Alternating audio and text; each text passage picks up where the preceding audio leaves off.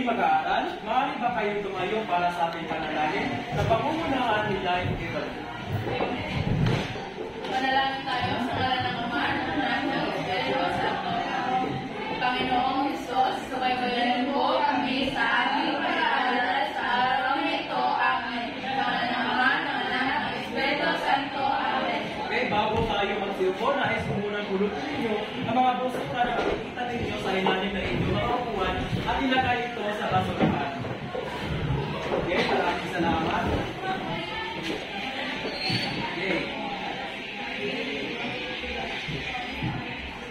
Mag-aaral, pamilyan ba tayo sa pelikulang Moana? Oo! Galing naman kung gano'n. Ang pelikulang ito ay tungkol sa isang napakalakas na prinsesa na nangalan Moana na hinigtas ang kanyang mga nasasakupan mula sa isang dambuhalang lava monster. Alam niyo ba, si Moana ay may mga kasamahan rin na tumulong sa kanya sa pagligtas sa kanyang mamamayan? Oo! Ngayon ay makakasama natin sila sa pagtalakay ng ating bagong misyon. Kaya, sasalubungin natin sila sa pamamagitan ng pagkanta. Ibiling ako ng hanggang 3 at tayo ay sisimulan ng pagkanta. Maliwanag ba? Oo, teacher! 1, 2, 3. Moana, make way, Moana is coming new. The village of Machin New is all you need. The dancers are dancing, the dancers are song. The citizens are mission, and Moana there's so much to do. All you need, because we share everything we make. We go and we keep our basket. The future night and back to the free. Moana, don't walk away. Our people believe that you, and there you are. Magandang gabi, mag-aaral. Kami ay...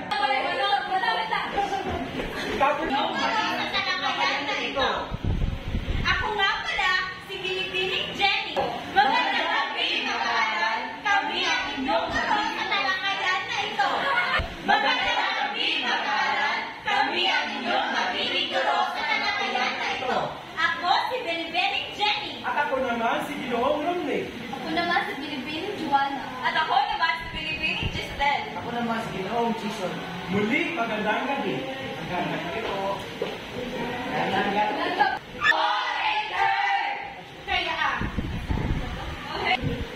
Magandang gabi mga bata. Gusto niyo ba matuto? Oo, teacher! Okay, so sa gabi ito, bago tayo pumunta sa ating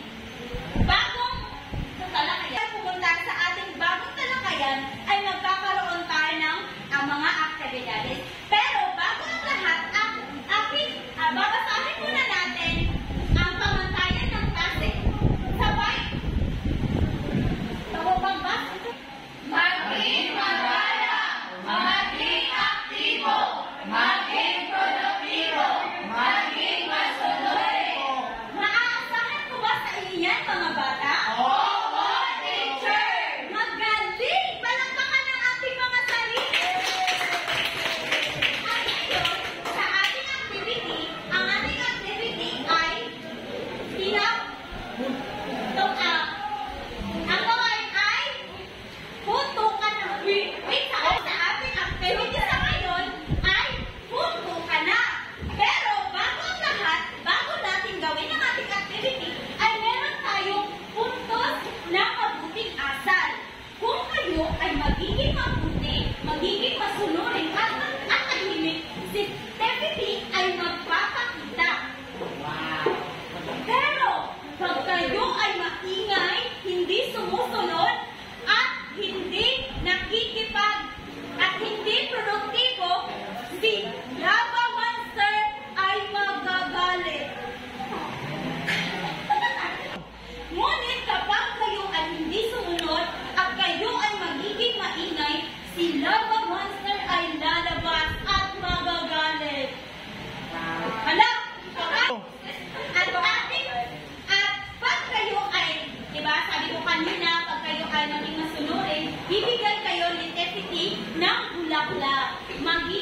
Pag madami kayong bulaklak sa inyong grupo, ay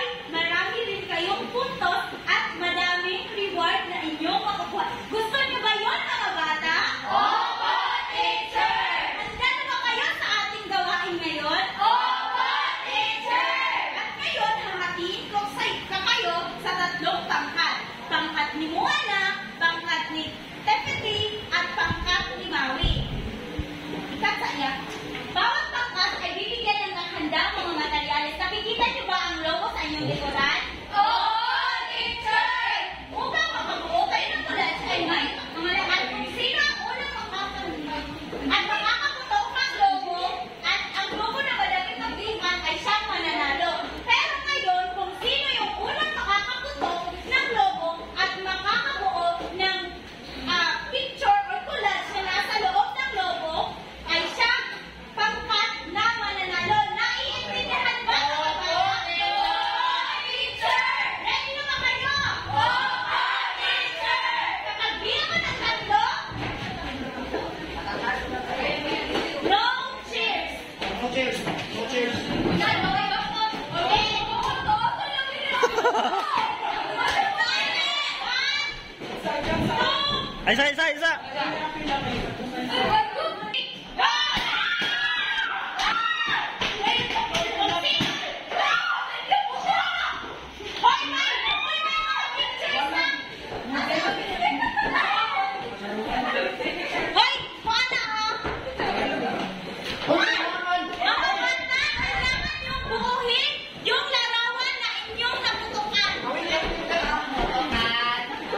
Ayaw na makabuo, siyang mananalo!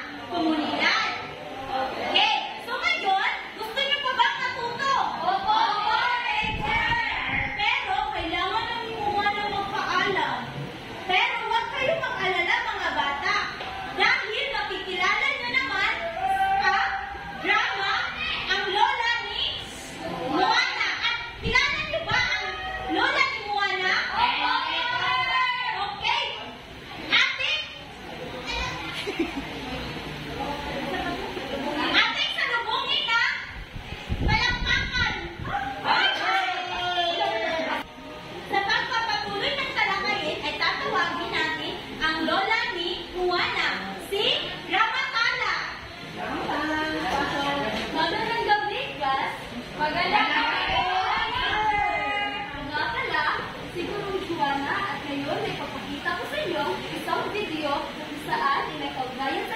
lang sa araw na ito.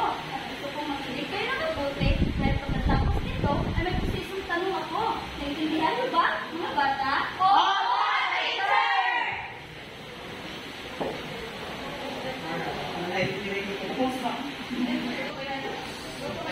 Class, manood kayo ng mabuti dahil may tanong ako pagkatapos ng video.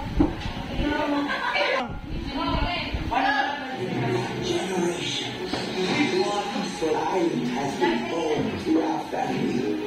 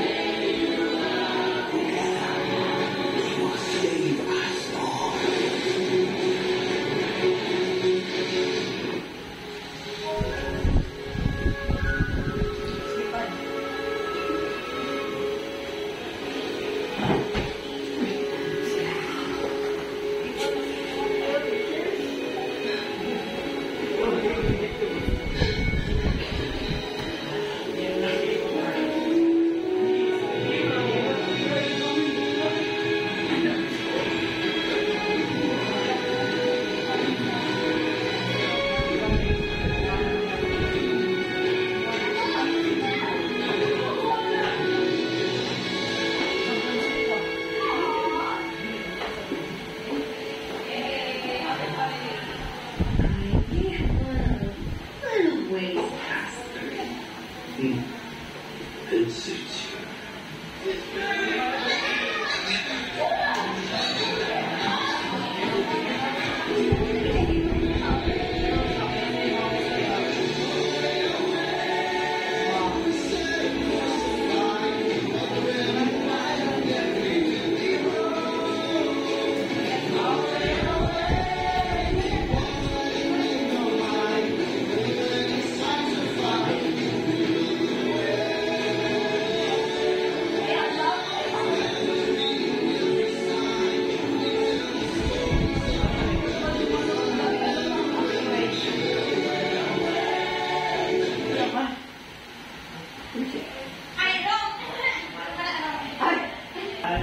Oo, baklas, sabi ko kanina, may mga posisong tanong ako. Ang unang tanong ay, ano ang nakikita ninyo sa video? Very good! Ang dalawang tanong, ano sa palagay niyo at gusto ni Juana na ba isang letter o isang taga? Sunod lamang. Okay. Si Juana ay isang leader. Very good. Sige natin ang dalawang palakpak. Ang katatlong tanong, ano ang ginawa ni Juana bilang pinuno para sa kanyang nasasakupan? Ang ginawa ni Juana po, teacher, ay siya ay naging leader. Di ba, baka nilamang ko ginawang community is ang kanilang komunidad ay nag-iwag ko dahil sa katabangan ni Juana na ibalik ang kagandahan sa kanyang. Nalibigyan natin ang tatlong palakpak. At sa babasihan natin sa video at sa inyong mga sagot, ano kaya sa tingin niyo ating paksa sa araw na ito? Gawa sa communication balay.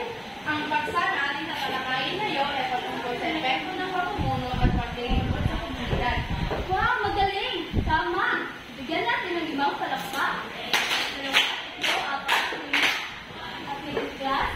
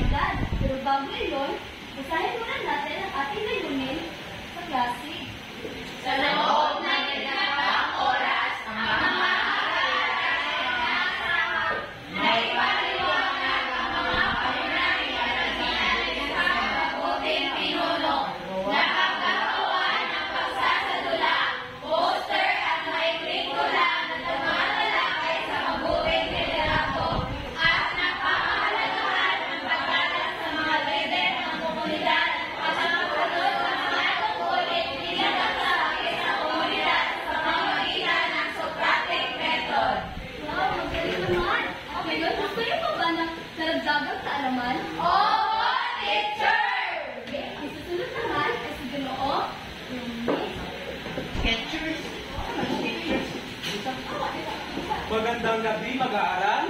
Magandang gabi po, teacher! Sa puntong ito, ako ang inyong magiging guro. Ako nga pala si Ginoong Romney. Ngayon, gusto niyo ba ng isang masayang gawain? Opo, teacher!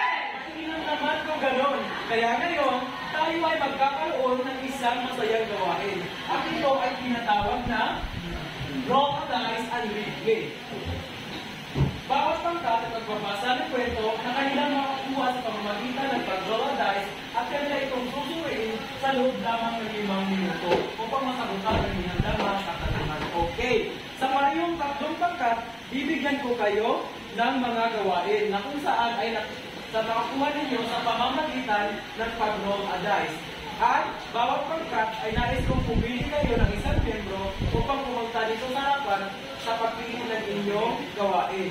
At isa pa, kayo ay bibigyan lamang ng 5 minuto para sa paghahanda ng inyong gawain at inyo itong bahagi dito sa harapan sa inyong kaklase. Maliwanag ba? Opo, teacher! Okay.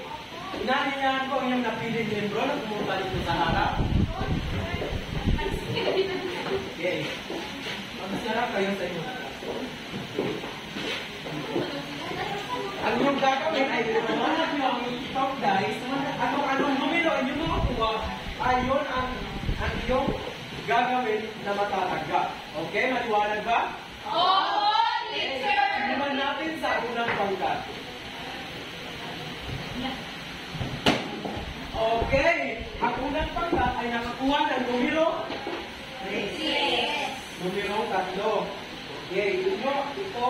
Kaya ito ang inyong magiging kwentong basahin at inyong itong unawain at intindihin ng mabuti at suriin ng mabuti batay sa tanong na aking ibibigay. Maliwanag ba? Opo, teacher! Dito na naman tayo sa pangalawang pangkat.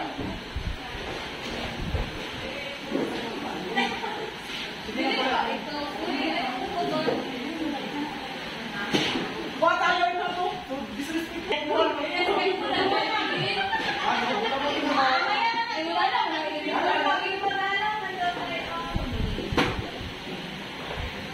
Okay. Ang pangalawang pangkat ay nakakuha ng numero 2. kaya ito ang magiging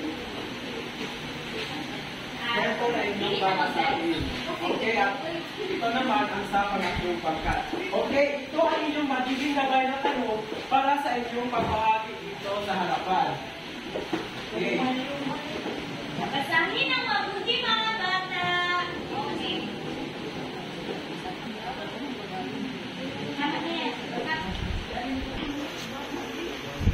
Tapos na ba ang lahat? Opo, Okay, sa ganun, simulan natin ang pagbabahagi mula sa unang pangkat.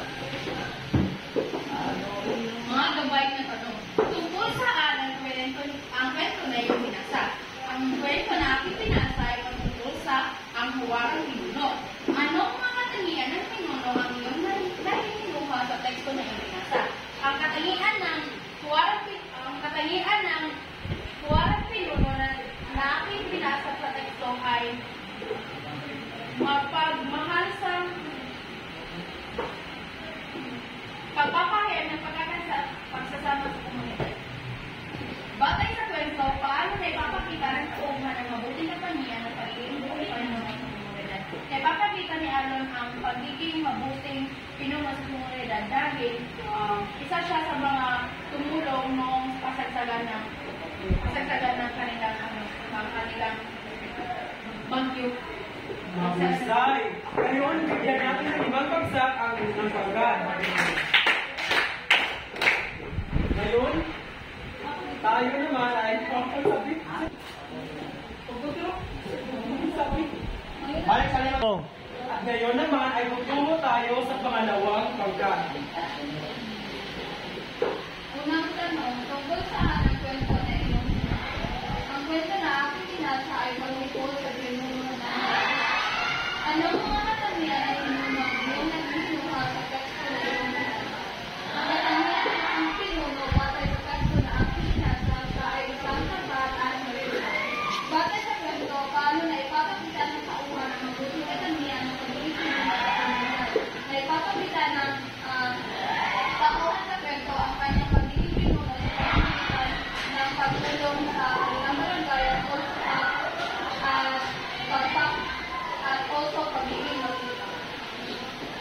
Galing! Talaga nga naman naintindihan niyo ang iyong kwento binasa. Ngayon, bigyan natin ng 5 pagsakli ang pangalawang pangkat.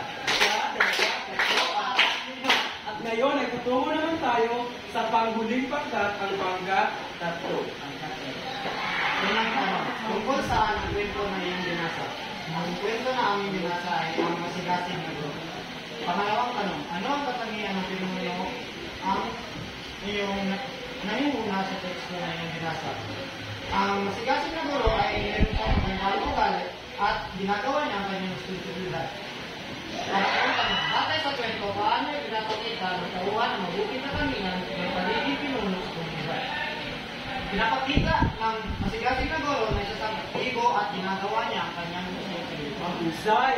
Bigyan natin 5 bagsak ang pangatlong pangkat. 1, 2, 3, 4, 5. At ngayon, para sa karagdagang kalaman, narito si Binibini Jesidel para sa ating talakayan. Magandang gabi mga bata. Magandang gabi po, teacher. Ako naman si Binibini Giselle. At tatalakayin ko ang aktibidad na inyong ginawa. Kaya makinig kayo at unawain ang aking sinasabi. So,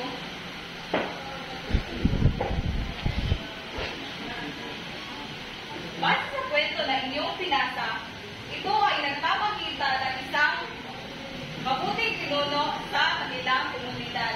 So, merong 5 mga kaunahing katangian ng isang mabuting pinuno batay sa aktibidad na inyong ginawa.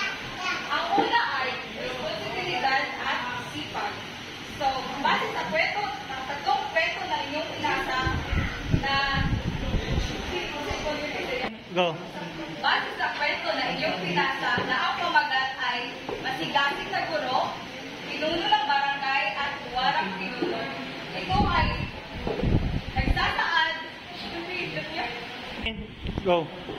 Ang pinakauna ay responsibilidad at masipag. Si Marco ay bilang masigasig na guro, ito ay nagpapakita ng malaking pagiging responsibilidad niya sa paggawa ng programa sa kanilang paaralan. At si Aling Rosa naman bilang pinuno ng barangay ay nagpapakita ng sipag sa paggawa ng voluntaryo sa kanyang nasasakupan. So, pareho nilang naipakita ang pagiging responsable at masipag. At ang pangalawa ay maluwag na pagkikipag-ugnayan at pagkakaisa. Si Ginoong Marco, siya ang masigasig na guro, ay Go! ang tagumpay sa pakikipag-ugnayan ni Ginoong Marco ay dahil sa kanyang magalang na pakikipag-ugnayan sa mga magulang. Gayon din si Aling Rosa at si Alon. Ipinakikita din nila ang pagiging responsibilidad sa kanilang komunidad. At ang 3 ay malasakit at pagmamalasakit. Ang 3 pinuno ay nagpapakita ng malasakit at pagmamalasakit sa kanilang komunidad.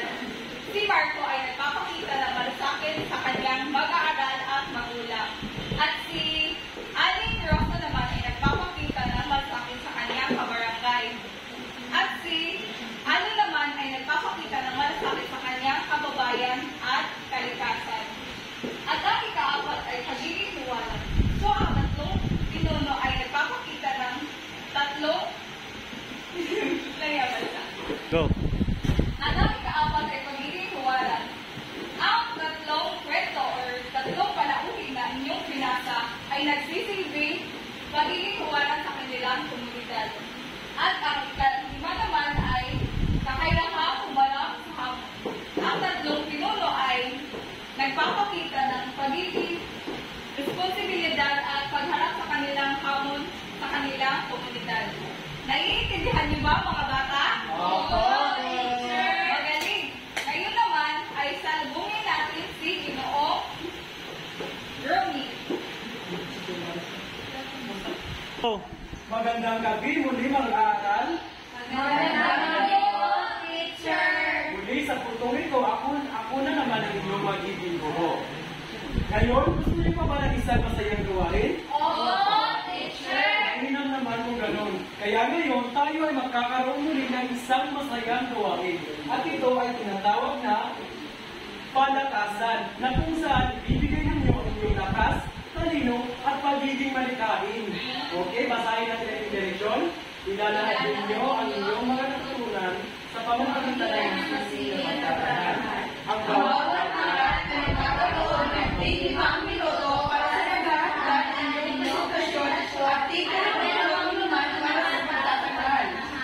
ngayon, ang gagawin natin ninyo ay ipapakita ninyo, itatanggal ninyo ang inyong natutunan mula sa ating tinalakay. Itatanggal ninyo sa pamagitan ng masiling na paraan. Ako ay may handang mga gawain para sa inyo dito sa loob ng kahon sa bawat pangkat. At ang bawat pangkat ay magkakaroon lamang ng 5 minuto para sa paghahanda at pagbabahagi dito sa harap. At kayo na mismo ang pumili kung sino sa inyo ang magre-representa nito para sa pagbahagi. Maliwanag ba? Oo, teacher! Pero bago iyon, nais ko muna pumili kayo ng isang antigong membro mula sa inyong pangkat para sa pagpili ng inyong gawain sa pamamaraan ng tinatawag natin gosh the box o uri ng kahon. Pamilyar pa kayo nito? Hindi po, teacher! Okay, nais kong inaniyahan ko ang miyembro na inyong pinili mula sa inyong pangkat at pumunta dito sa harap.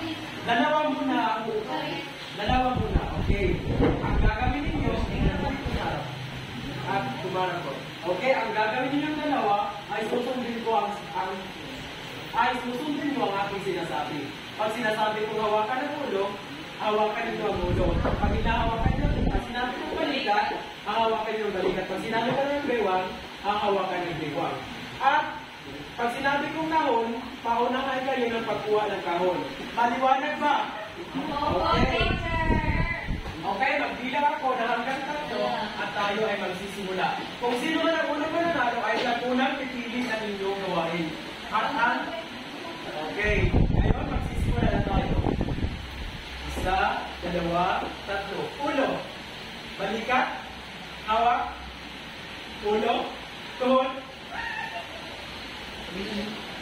Balikat. Ulo. Kahon. Ngayon ay unang nakagawa ang pangatlong pangkat. Kaya ngayon, ikaw ay unang inyong gawain. Wag ka muna o bubog, dito ka muna sa harap. Okay. Kasahin ang unang yan ang inyong magiging gawain sa inyong pangkat. Ngayon naman, ang isa pang miyembro mula sa unang pangkat. Okay. Okay, magsisalita po simula tayo. Ulo, balikat, hawak, tuhod, abaga, ulo, tuhod, ulo, balikat, kahon. Okay. Ang ay ang pangalawang pangkat. Kaya ikaw ang unang mubo. Kaya ikaw ang unang pipili ng iyong gawain. At ikaw naman ang pangulo. Okay. Basahin ang maigi inyong napili. At yan ang inyong magiging gawain sa punto ito. Tingnan ang rupay sa inyong harapan. Sa pagkalapan ng puntos, ito ang inyong magsisilbing puntos para sa pagkalapang gawain. Kung kayo ay nakasunod dito sa ating rubrics, kayo ay makakuha ng mas mataas na puntos. Okay? Kayo ay may 5 minuto lamang para sa inyong gawain.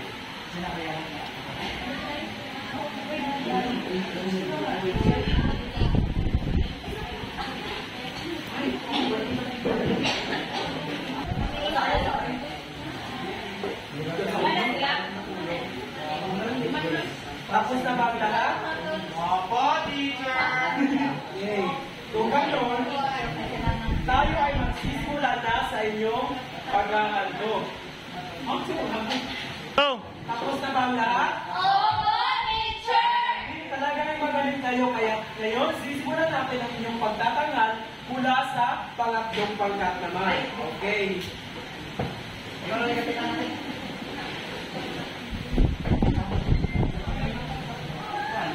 Ang aming nakulong din sa poster na sumasalamin sa isang guro na ginagawa ang kanyang tutulin ng taos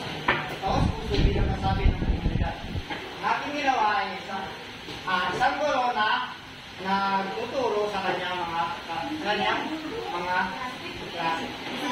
Presidente po. Mga estudyante.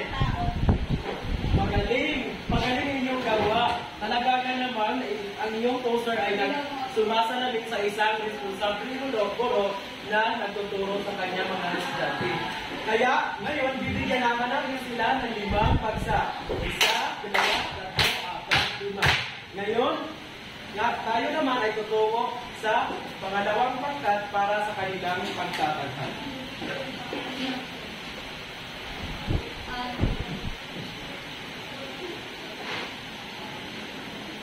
Ang aming napili ay may kwento, tula na sumasalamig sa mga mabuting katangian ng isa. Ang pamaglat ng tulang ito ay ang pinunong tapat. Pinunong tapat sa puso'y ganito. Gabay ng bayan, sa hirap at katunto. Matuwid na landas, siya'y tinatahak. Laging nauna sa noong marangal. Mapagkumbaba, may pusong maalam. Sa kanyang sasakupan, palagi nagmamalasakit. Karunungan at tapang, pangamihan tiyak, haligi ng pag-asa, liwanag sa dilim ng mundo. Sa hamon ng buhay, di siya sumusuko. Bawat hakbang ay para sa pagbabago. Isang pinunong tunay, halimbawa sa lahat. Tuwaran ng pag-ibig, paglilingkod. Wow, talagang napakagaling naman ang pangalawang pangkat. Ngayon, bibigyan naman natin sila ng 5 bagsak. 1, 2, 3, 4, 5. Ngayon, tutungo naman tayo sa pangatlong pangkat para sa kanilang pagtataghan.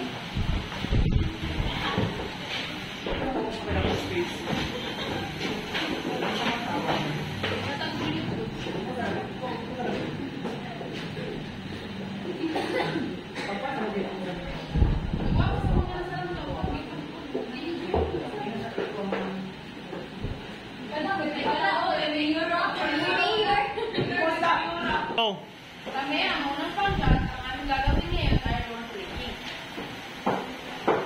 Magandang araw sa lahat. Narito ako ngayon. Magsasadya ako kaunting tulong sa mga nasanata. Salamat po, Tita na.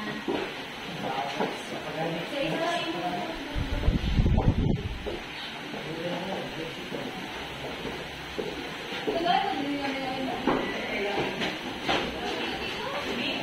Magamit, no? Magaling! Talaga ka namang nalikod kayo na sasatulad ako ang paglakawan sa isang napagaling mabuting guro. Ngayon, bibigyan natin sila ng 5 bagsak.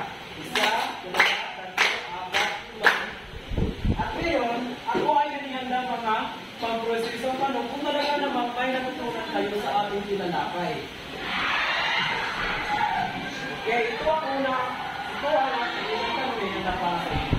Bilang membro sa komunidad, paano mo may papakita ang iyong paggalang sa mga namumuno sa iyong komunidad gaya ng kapitan, mga konsiyan at mga guro? Sino sa klase ang may ideya sa pagsagot ng tanong na ito? Taasan niyo naman kung nais mong sumagot. Okay, Angeline! Ipapakita ko po ang aking paggalang. Sa aming paggalang sa namumuno sa aming komunidad sa pamamagitan ng pagbibigyan ng respeto at also sa pag-unlad ng aming komunidad. Wow! Magaling ang iyong sagot, Angeline. Palakpakan naman natin yan. Tama ang kanyang sinabi. Ang pag-respeto sa ating komunidad sa ating komunidad ay ang pagpapakita na tayo ay gumagalang sa kanila. Gaya ng mga guro natin ang pag-ring sa kanila na magandang umagaw, ano pa man ay siyang nagsisilbing paggalang sa kanila. Gaya naman, tungo tayo sa pangalawang tanong. Ano ang mga tungkulin na narapat mong gampanan bilang kasapi sa komunidad? Sino ang may? Okay. Toribio? Ako ay isang estudyante kaya aking tungkulin ay mag-aaral mabuti, sumunod sa tungkulin o patakaran na paralan at maging responsable estudyante. Magaling, tama ang iyong sagot. Dahil kayo ay nag-aaral, ang iyong tungkulin ay mag-aaral ng mabuti. Sino pa ang may idea sa ating tanong na ito? Wala na? Okay, ngayon naman, tutulungan tayo tayo sa pangatlong tanong. Bilang kasapi sa komunidad, sa paanong paraan mo magagampanan ang iyong mga tungkulin? Okay, Josa? Bilang kasapi ng komunidad, magagampanan ko ang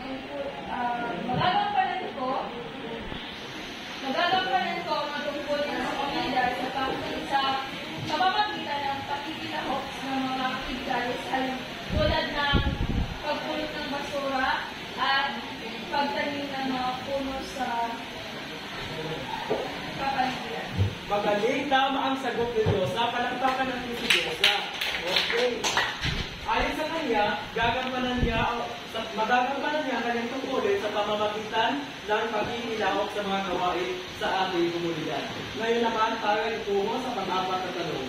Bakit mahalaga ang pagsunod sa mga tungkulin na meron tayo maging leader man o membro sa komunidad? Sino ang may idea nito? Ako, teacher. Charis.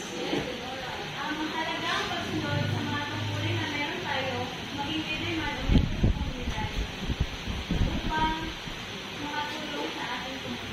Magaling, tamang mong sagot. Tunay na marami kayong natutunan sa ating misyon dahil nasasagutan ninyo ang ating mga katanungan na inihanda.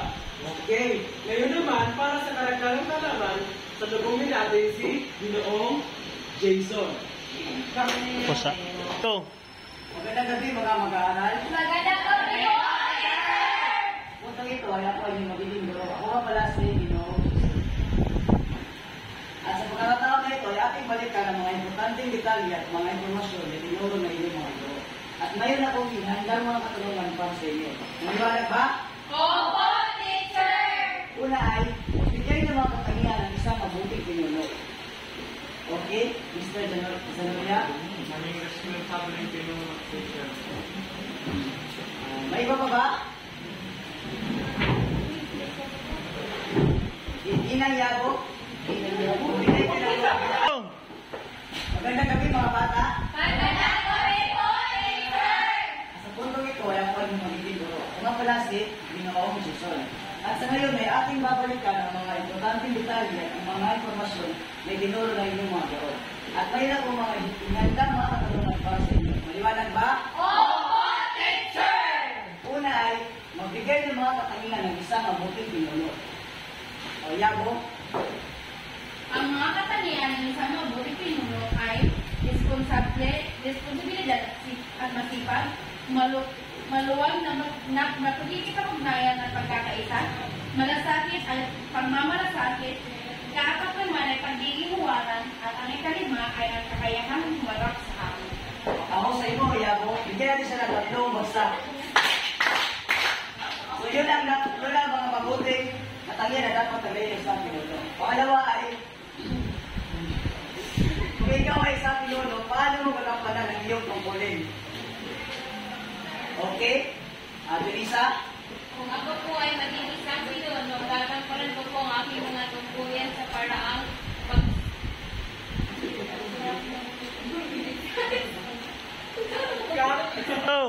Okay, Denisa?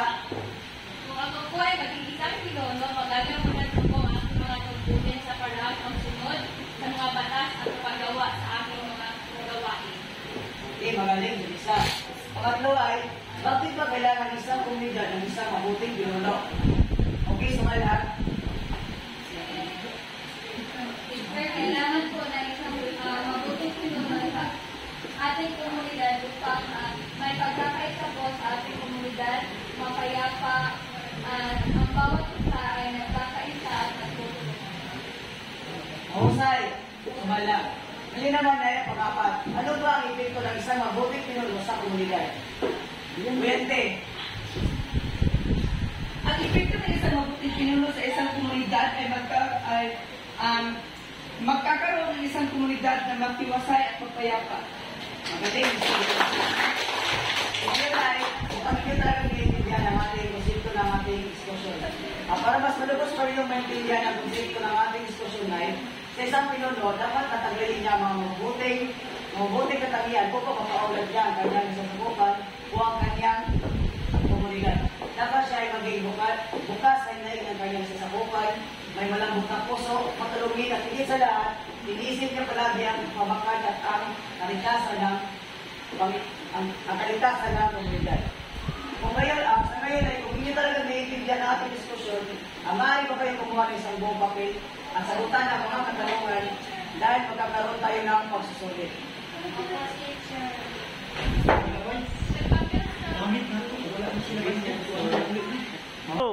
Ngayon, natapos na yung pagsusulit at ngayon ay nandito si Ginawang Romney para sa nagdala ng informasyon. Ngayon ay ating